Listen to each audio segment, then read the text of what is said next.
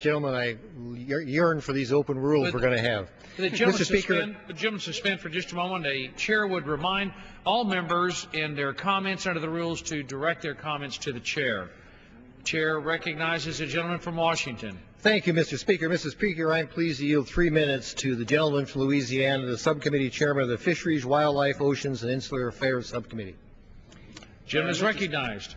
Mr. Speaker, first of all, I want to bypass the hysterics that have been going on tonight and from some of our speakers, and let's talk about the things that are important to Americans. I have the great honor of representing the people of the 4th District of Louisiana.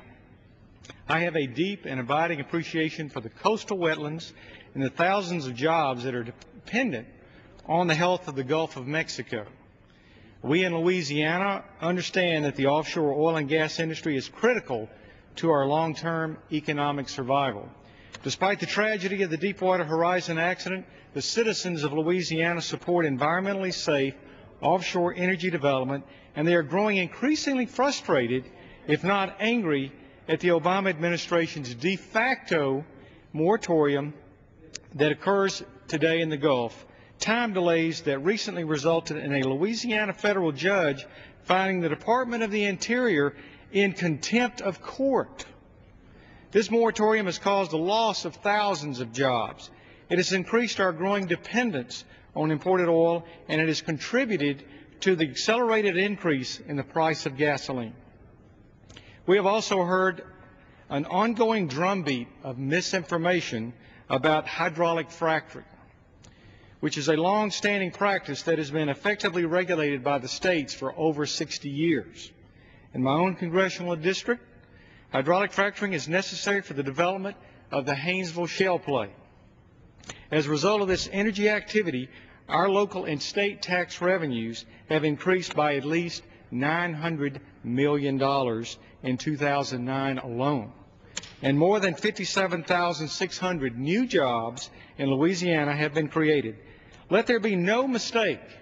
If you add unnecessary and strangling bureaucratic red tape to hydraulic fracturing, the net result is less jobs and less energy for this country.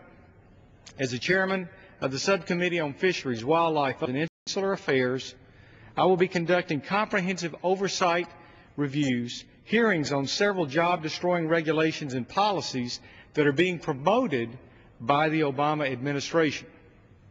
The most far-reaching and least understood of these policies are those being proposed by President Obama's National Ocean Council, which will add additional layers of bureaucracy as well as a new zoning process for the coastal and marine environments. Yes, actual zoning out in the ocean. The Council is in the process of creating a new layer of oversight over both recreational and commercial activities. This effort will either override or replace a number of existing state-initiated cooperative efforts with a federally led planning process based on new federal guidelines. In addition, the administration has undertaken a process to zone the nation's oceans and coastal areas. This process could reach far inland and could override local planning and zoning processes. Clearly, this will have an effect on the jobs and economic livelihood. Gentleman, yield additional time. I yielded gentleman 15 seconds. Gentleman recognized. 15 Clearly, this will have an effect on the jobs and the economic livelihood of coastal and fishery-dependent communities and could have a devastating economic impact on a range of ocean users.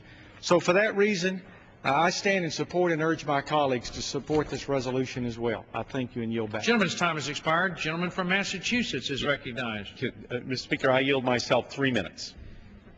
Gentleman is recognized.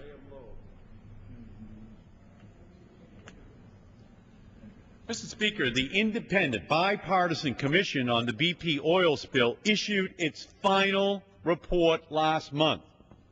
And what did it conclude? Well, that the Deepwater Horizon went to the bottom of the Mexico